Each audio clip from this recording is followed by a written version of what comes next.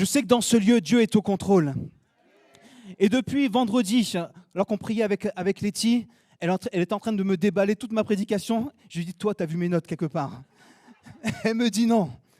Je vois Jérémy qui commence là. Je commençais à écrire les trucs. Je dis, bon, je vais m'arrêter. En fait, tout est bon. On va s'arrêter là. Tout est nickel. Je crois que Dieu a un plan. Et ce qu'il va faire cet après-midi, c'est vraiment un plan qui est parfait pour chacune de nos vies. Il est temps de changer. Il est temps de vivre autre chose. Lorsque l'on voit l'état dans lequel nous sommes aujourd'hui, le constat qu'on peut se faire, c'est qu'on ne peut pas se contenter de continuer comme ça. Il y a réellement plus dans la présence de Dieu. Il est important de vivre dans la présence de Dieu, mais de vivre Jésus d'une façon réelle et d'une façon palpable. J'aimerais dans cet instant qu'on puisse continuer dans la présence de Dieu et comprendre qu'il faut vraiment s'arrêter et entendre la voix de Jésus qui nous parle pour entrer où? Dans une nouvelle dimension. Dis à ton voisin, une nouvelle dimension. Amen, amen. Mais dans cette dimension-là, il faut qu'on puisse vivre réellement et pleinement Jésus. Y a-t-il des personnes qui ont faim et soif de Jésus dans ce lieu? Plus on avançait pendant la louange, on aurait pu se dire, plus j'étais rassuré que tout allait dans le bon sens. Mais plus on avançait, plus j'étais sous pression. C'était de pire en pire. Je me dis, dans quoi je me suis encore embarqué? Dès que je viens sur l'estrade, je me dis toujours, pourquoi je m'inflige ça? Pourquoi? Ouais, à ce qui paraît, je suis au bon endroit. Ouais. Dieu a un plan pour nos vies. Et j'aimerais qu'on puisse faire ensemble un constat. Je ne sais pas si c'est votre cas, mais bien souvent, c'est le constat que je me suis fait. C'est que je veux changer. Je veux avancer. Mais malgré tous les efforts que je peux faire, bizarrement, il n'y a rien qui bouge. Est-ce que je suis tout seul? Ok, c'est bon. Je suis rassuré, on est dans la bonne direction encore. Lorsqu'on avance, on se rend compte qu'on se sent vide. Il y a tellement de promesses dans la parole de Dieu que Dieu est capable de faire tellement de choses. Mais lorsqu'on fait un constat réaliste de l'état dans lequel on est aujourd'hui, le constat que je me fais à moi-même, c'est que c'est bien, mais ce n'est pas suffisant. C'est que Dieu a réellement un plan qui nous dépasse complètement. Mais nous, on est tellement habitués dans ce qui a fonctionné dans le passé, l'expérience qu'on a vécue avant, et on se dit, avec un peu de chance, si je fais exactement la même chose tout le temps, ça va revenir. Dis avec moi, mensonge. Dis à ton voisin, mensonge. Parce que là, c'est réellement une prison. Si on pense que tout ce qu'on a vécu hier, on a simplement à se calquer aujourd'hui, j'aimerais simplement te dire, on est en train de gaspiller notre énergie. Et je ne sais pas si c'est votre cas, mais bien souvent, moi, ça m'est arrivé et je me suis rendu compte que je suis tellement fatigué de voir que je fais beaucoup d'efforts, mais que toutes ces promesses qui sont tellement excellentes de la parole de Dieu, et je le sais, elles sont parfaites, elles sont vraies, mais pourquoi on ne les vit pas? Pourquoi Jésus, si je pense simplement Jésus, lorsqu'il était au contact de vie de personnes assoiffées, dans 100% des cas, il y avait une transformation, il y avait une guérison. Lui n'a pas changé. Une équation simple. Qu'est-ce qui a changé? Alors, le premier de l'équation, je vais dire, c'est moi. Ce n'est pas suffisant. Je devrais vivre Jésus d'une façon réelle, d'une façon palpable. Mais vu que lui n'a pas changé, est-ce que je suis suffisamment assoiffé, suffisamment déterminé pour vivre encore l'extraordinaire de chacune de ses promesses? Je ne sais pas si on est dans le même constat, mais une définition que j'ai toujours aimée, et je pense que je vous l'ai déjà dit, la définition de la folie, c'est faire toujours la même chose de la même façon et espérer un résultat différent. Dis à ton voisin, aïe. Est-ce que quelqu'un se reconnaît là-dedans? Ouais, dites la vérité, s'il vous plaît. Est-ce que quelqu'un se reconnaît là-dedans? Ok. c'est faire toujours la même chose, de la même façon, et espérer un résultat différent. Les mêmes habitudes, les mêmes prières mécaniques, la même routine spirituelle. Mais on espère quoi? Une nouvelle dimension. J'aimerais te dire, Dieu est bon, mais c'est impossible.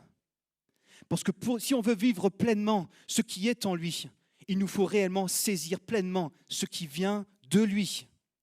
Mais pour ça, il nous faut également tout abandonner. Abandonner ce qui encore nous freine, abandonner ce qui te tient encore aujourd'hui.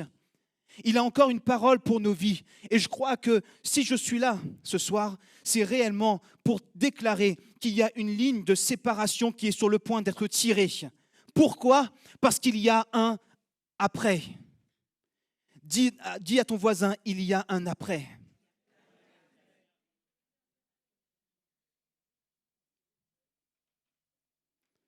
Même si ça te rassure tout ce que tu as vécu, ton expérience, elle est magnifique.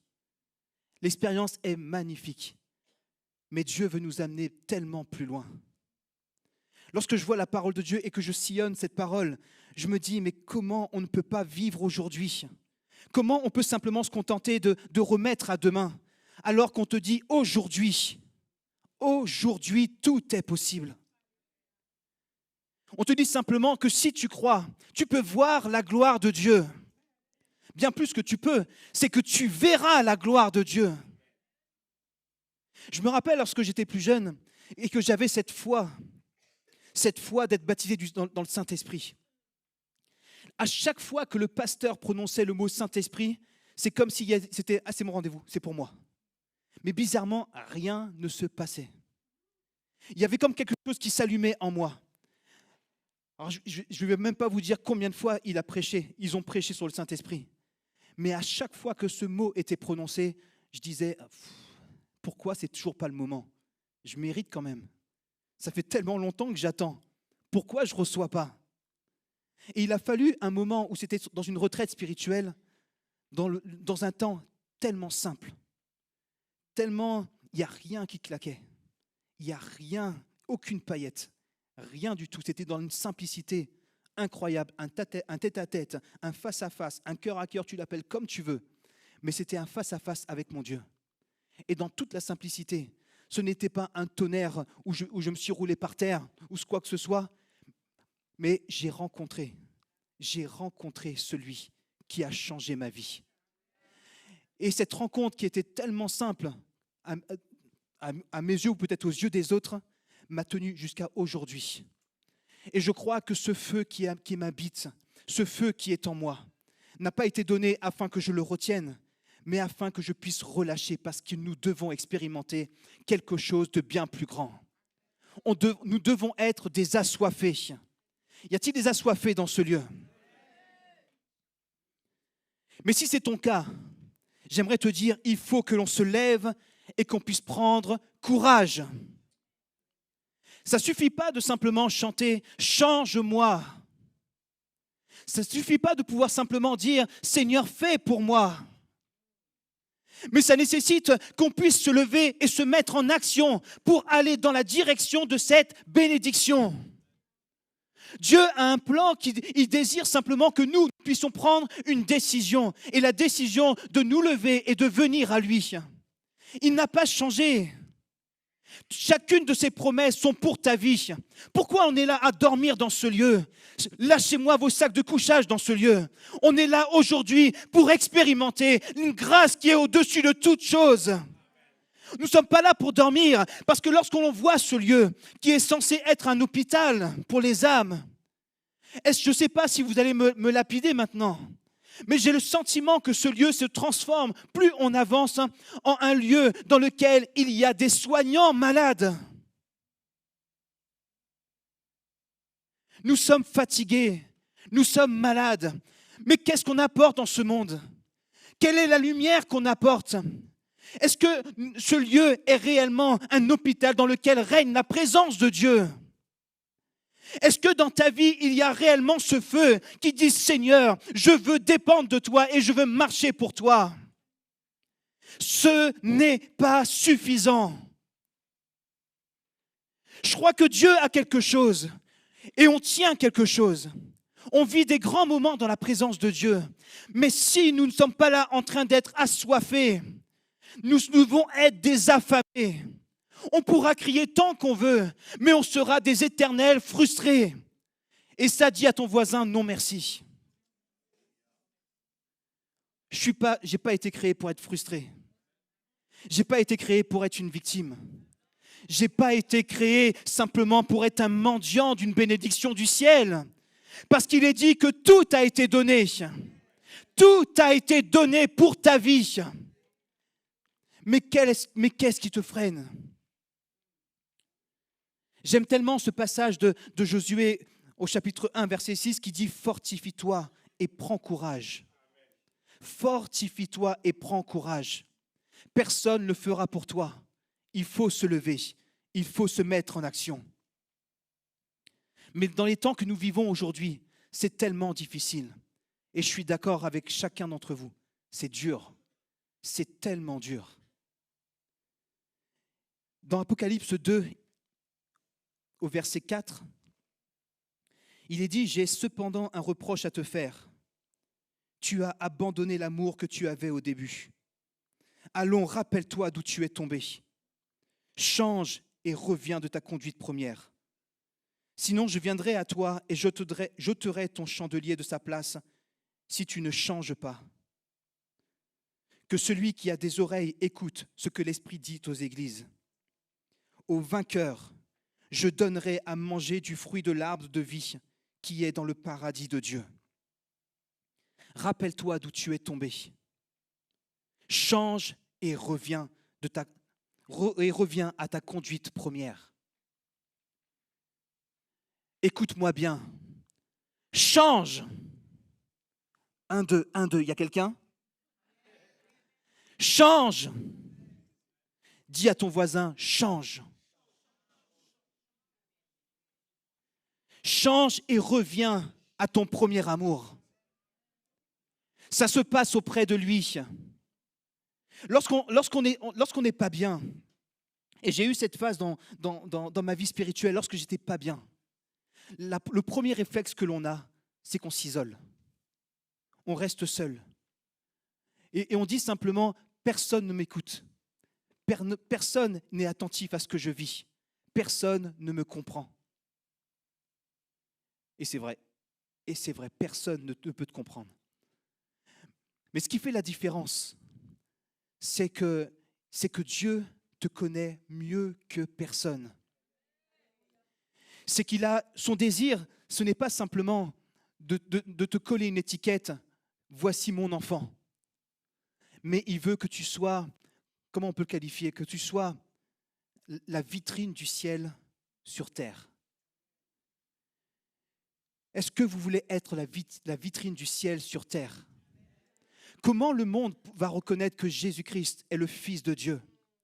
Que les miracles sont encore d'actualité si leurs yeux ne voient pas ce qu'il est encore capable de faire aujourd'hui? On va arrêter de faire penser que c'est un Dieu ancien, que c'est un Dieu mort. Il est bel et bien vivant et il agit encore aujourd'hui. Que quelqu'un dise Amen. Il faut oser se lever et faire différemment. Il faut oser se lever et faire différemment. On a assez répété la même chose. On a assez discuté. On a assez... Oh, c'est bon de rigoler, non, ça, on ne le retire pas. Il faut se réjouir dans la présence de Dieu. Mais, ce que Dieu attend de nous, c'est qu'il y ait une réunion de déterminés et d'assoiffés dans ce lieu, qui cherchent Dieu pour Dieu, qui ont soif de vivre Jésus au quotidien. Et là, nous allons vivre une différence. Je suis fatigué, moi, de voir que simplement que l'Église est un lieu simplement qui par moments est un peu froid. Ce n'est pas un lieu froid, c'est le lieu où Dieu règne. Qu'est-ce qui devrait se passer dans ce lieu? Qu'est-ce qui devrait se passer dans ce lieu? Le feu, quoi d'autre, mes amis? L'amour, j'ai quoi? J'ai la joie, quoi d'autre? La guérison, quoi d'autre? La sanctification, on prend, oui. Quoi d'autre? La communion, la guérison, oui. La bénédiction, l'amour, l'unité. Quoi d'autre? La paix. Quoi d'autre, mes amis? Le Saint-Esprit. Yes. Quoi d'autre encore? La joie. Dites-moi, qu'est-ce qu'il y a encore dans la présence de Dieu? La restauration. C'est possible. Et là encore, on a une liste qui est tellement petite. On sait le dire, mais est-ce que tu es prêt à l'expérimenter? Dis-le plus fort. Dis-le plus fort. Amen, amen. Il est celui qui te connaît parfaitement. Il est celui qui voit tout, qui connaît tout. Mais qu'est-ce qui nous empêche de vivre Dieu pleinement? On n'est pas là pour faire chauffer des chaises. Si c'est le cas, dimanche prochain, il n'y a plus de chaises dans cette salle. On va vivre Dieu d'une façon réelle et palpable. On doit vivre Dieu d'une façon réelle et palpable.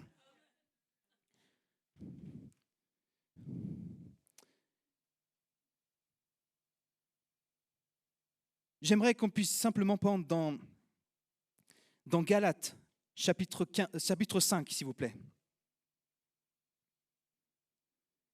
À partir du verset 13. Mes amis, on refuse d'être une armée qui est désarmée. On refuse d'être une armée désarmée parce qu'on est tous exposés. Et si on va sur le terrain de la guerre sans armes, qu'est-ce qui va se passer? Qu'est-ce qui va se passer? Pardon? On est dead. Merci ma sœur. Nous sommes là pour nous équiper. On va vivre quelque chose dans la présence de Dieu.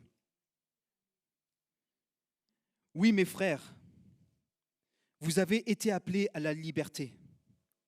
Seulement, ne faites pas de cette liberté un prétexte pour vivre comme des hommes livrés à eux-mêmes. Au contraire, par amour, mettez-vous au service les uns des autres, car la loi se trouve accomplie tout entière par l'obéissance à cette seule parole, aime ton prochain comme toi-même. Mais si vous vous blessez les uns les autres et si vous vous entre-déchirez, prenez garde, vous vous détruirez mutuellement. Au verset 16, je vous dis donc ceci, laissez le Saint-Esprit diriger votre vie et vous obéirez pas aux désirs qui animent l'homme livré à lui-même, car ces désirs sont diamétralement opposés à ceux de l'Esprit. Et l'Esprit a des désirs qui sont à l'opposé de ceux de l'homme livré à lui-même. Les deux sont opposés l'un à l'autre. C'est pourquoi vous ne pouvez pas être votre propre maître. Et si vous êtes conduit par l'Esprit, vous n'êtes plus sur le régime de la loi. L'indispensable que nous devons vivre et expérimenter, c'est cette vie de l'Esprit. Si on veut réellement vivre pleinement cette bénédiction et cette puissance dans la présence de Dieu, il nous faut être impacté par le Saint-Esprit. Il faut que cette chair puisse lâcher prise et que cette vie de l'Esprit puisse vraiment prendre tout son essor. Parce que sans l'Esprit, nous ne pouvons rien faire. Sans cette puissance du Saint-Esprit, on ne peut pas toucher à ce qui est de l'Esprit dans le ciel, cette puissance qui vient d'en haut. Mais c'est à notre portée. J'ai une bonne nouvelle, c'est à notre portée. Parce que tout ce qu'il a promis, il nous l'a donné. Mais tout ce qu'il veut, c'est qu'on puisse saisir par la foi, saisir ce que lui a réservé. Il t'a réservé quelque chose. Mais est-ce que tu as soif? Est-ce que tu as soif?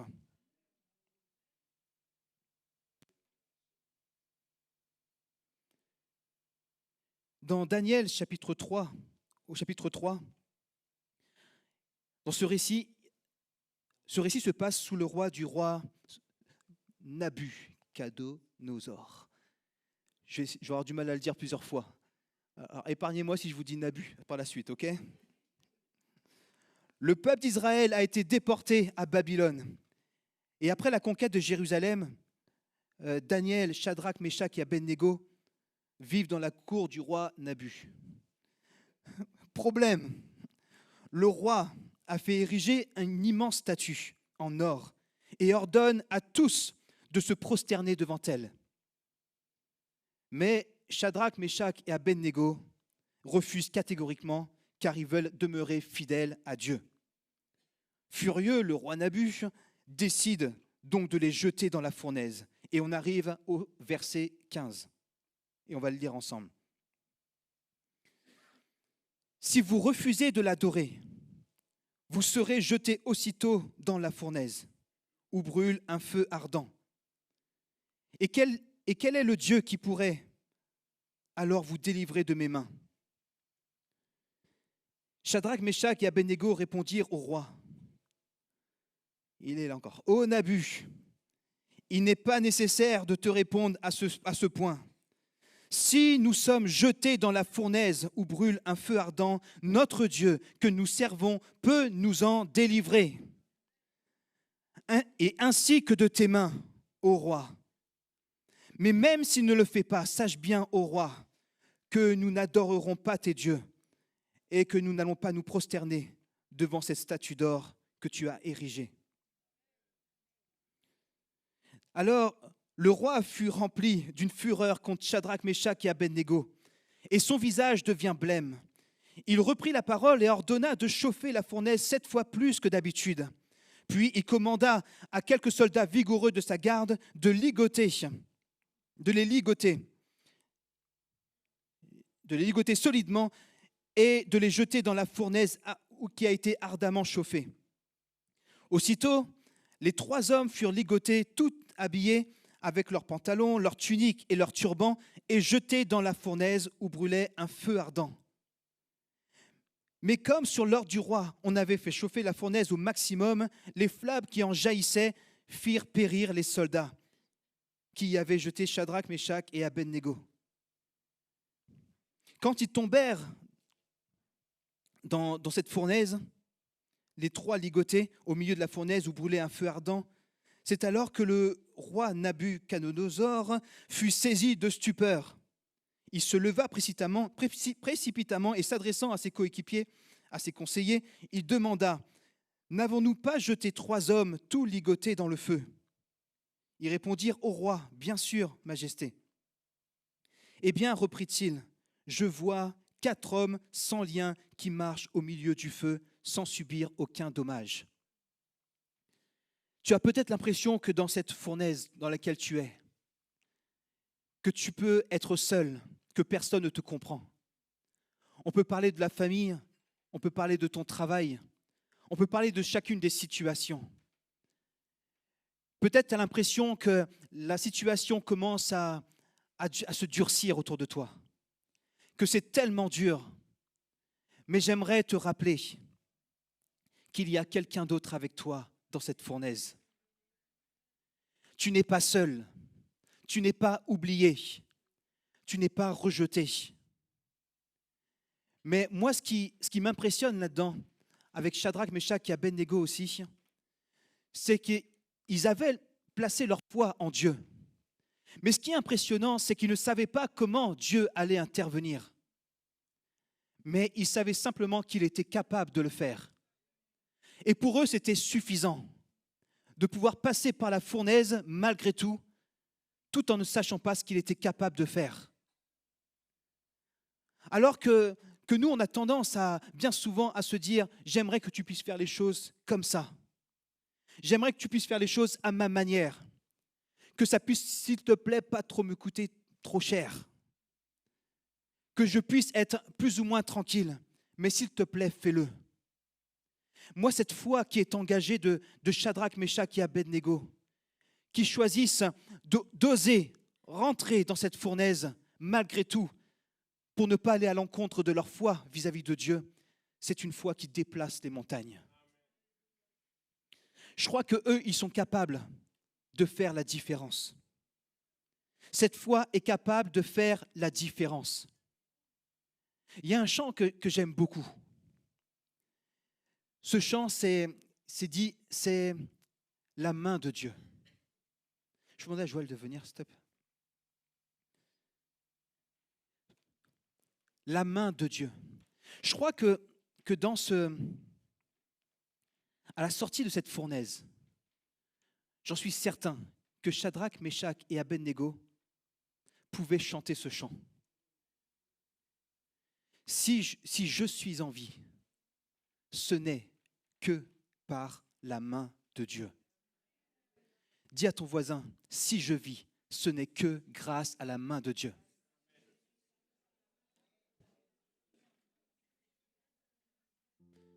Et je suis certain que dans le temps où ils sont sortis de là, que tout le monde constatait que Dieu était capable, que Dieu avait fait quelque chose. Eux, ils étaient là à dire, c'est pas moi, ce n'est pas moi, c'était simplement la main de Dieu. Si je vis, si je peux respirer aujourd'hui, ce n'est que grâce à la main de Dieu. C'est lui qui m'a secouru. C'est lui qui a marqué la différence. Si je suis en vie, ce n'est que par la main de Dieu. Si vous me permettez, est-ce qu'on peut simplement se lever? Est-ce que vous pouvez simplement tendre les mains de Dieu et fermer vos yeux un instant?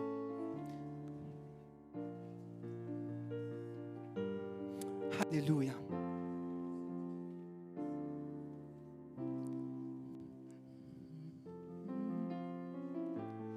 Alléluia, Jésus.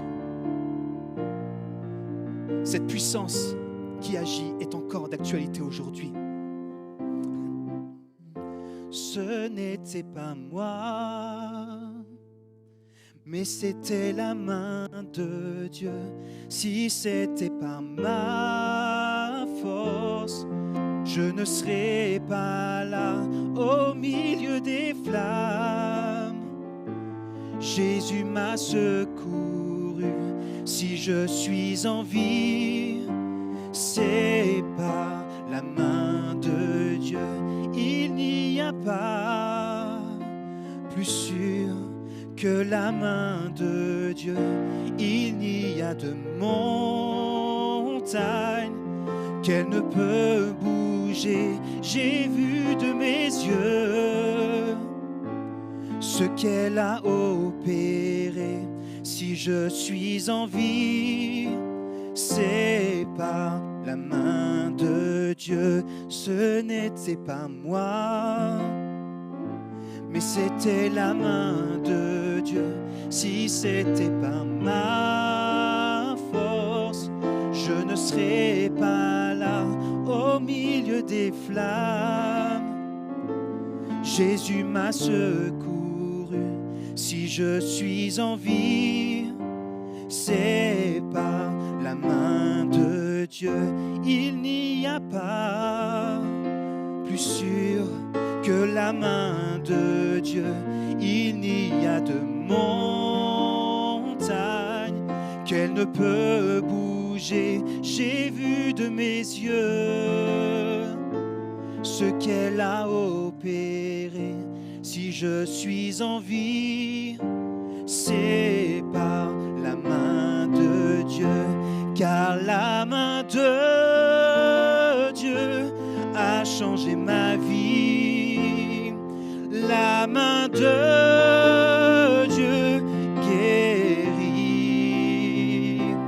Elle peut encore te toucher aujourd'hui. Si je suis ici, c'est par la main de Dieu. Si je suis ici, dis-le, c'est. Si je suis ici, dis-le encore, si je suis ici. Alléluia. Il est au contrôle, mes amis. Si tu es ici, ce n'est que par la main de Dieu. Dieu ne s'est pas trompé pour ta vie. J'aimerais te dire simplement, et je crois que je l'ai déjà dit, Dieu ne se réinvente pas. Il ne se trompe pas. Et si tu es là, si tu vis, ce n'est que grâce à la main de Dieu. Il est encore en action aujourd'hui et il veut te bénir.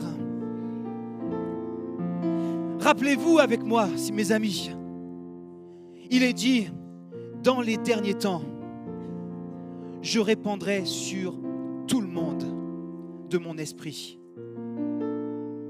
Dis-le avec moi, sur tout le monde.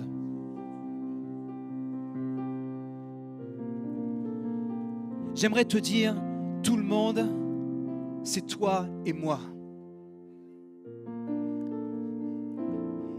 Pourquoi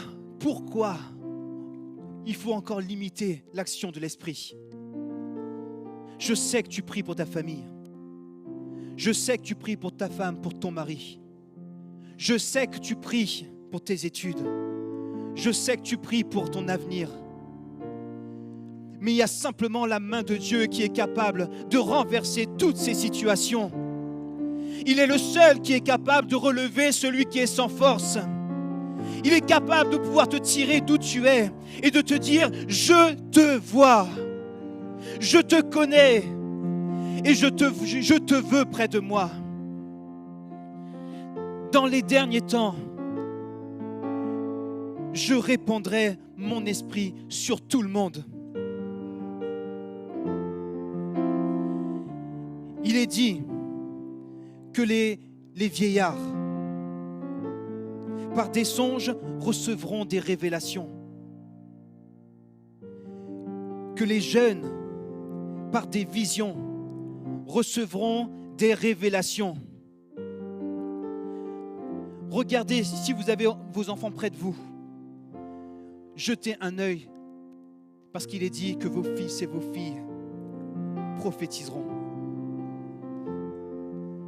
Regarde-le un instant et regarde le porte-parole de Dieu qui est devant toi. Il est destiné à proclamer la grandeur de Dieu. On se limite tellement.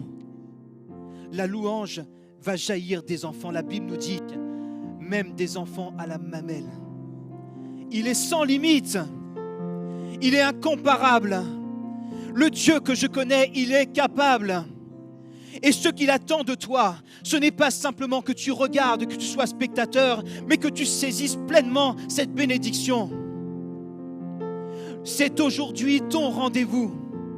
C'est aujourd'hui le moment où tout peut basculer. C'est le moment où toi, tu peux expérimenter quelque chose qui vient d'en haut. Ce lieu est un lieu qui doit bouleverser les vies. Pourquoi ? Parce que Jésus est présent dans ce lieu. On ne pourra jamais se contenter. On ne pourra jamais s'habituer. Parce que Dieu est un Dieu qui est vivant et qui est présent. Oh, combien j'aime la présence de mon Dieu. Si vous demeurez en moi, dit Jésus, et que mes paroles demeurent en vous, demandez ce que vous voudrez et vous l'obtiendrez. Il y a une traduction qui est de ce mot qu'on peut simplement traduire différemment de demander. C'est exiger. Je ne vais pas vous faire l'affront de vous le dire dans une autre langue, mais c'est simplement exiger. Ce que vous voudrez peut être traduit par être déterminé. Et obtenir peut être traduit par venir à l'existence. Alors on peut le reformuler de cette façon. Si vous demeurez en moi et que mes paroles demeurent en vous, exigez avec détermination ce que vous désirez recevoir et cela viendra à l'existence. Je ne réinvente pas la parole de Dieu, c'est simplement si on demeure en lui, il nous faut exiger. Il nous faut exiger. Il va falloir être violent, mes amis, et parce que là, on va rentrer dans un temps où on va exiger. Ne reste pas tranquille dans un coin. Ne laisse pas les situations de la vie te manger de l'intérieur. Parce que je sais que c'est dur, mais je t'apporte une solution. La solution, elle a un nom. Et ce nom est... Mais dites-moi, est-ce que ce 4e homme dans la fournaise, est-ce qu'il est resté coincé là-bas? Est-ce que le 4e homme, il a été oublié dans cette fournaise? Non. Il les a sortis de la fournaise et il est encore présent pour toi aujourd'hui. Ce qu'on va faire là, mes amis, c'est qu'on va expérimenter ce que Dieu est capable de faire aujourd'hui. Et dans cette première étape, on va exiger avec détermination. Seigneur, je veux te voir en action dans ma vie, dans cette situation. Tu connais la situation. Tu connais où tu es en ce moment. Mais j'aimerais te dire, il est la solution. Il te connaît mieux que personne. Mais est-ce que toi, tu as suffisamment soif? Est-ce que tu as soif? Est-ce que je peux avoir la main d'assoiffé dans ce lieu? Gardez-moi ces mains levées. Je vous l'ai dit tout à l'heure. Lorsqu'un assoiffé s'approchait de loin ou de près de Jésus, il y avait une transformation. Lorsqu'un assoiffé s'approchait de près ou de loin de Jésus, il y avait une guérison. Lorsqu'un assoiffé s'approchait de près ou de loin de Jésus, il y avait un changement radical. Mais je vous le demande, a-t-il changé? Il n'a pas changé. Tu veux voir ton miracle dans ta vie? J'aimerais vous montrer une première image, si vous voulez bien. Je vous laisse vous asseoir 2 secondes. C'est un peu la devise qui est affichée dans notre travail. Ici, le possible est déjà fait. L'impossible est en cours. Et pour les miracles, prévoir 48 heures de délai.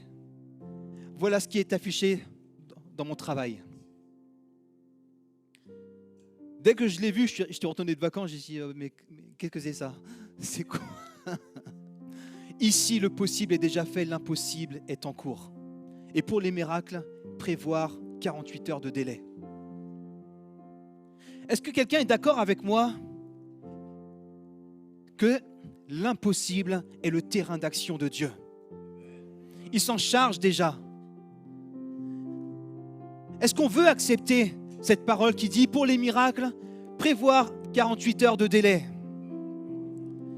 Répondez-moi, mes amis, est-ce qu'on accepte ça? Dis avec moi, plus aucun délai. Je reçois mon miracle. Et comme ce message me saoule un petit peu, je l'ai changé.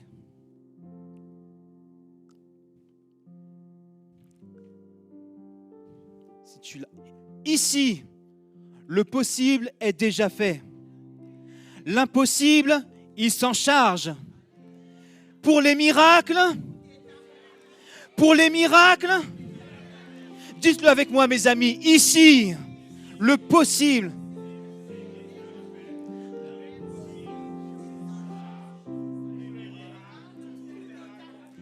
J'entends rien.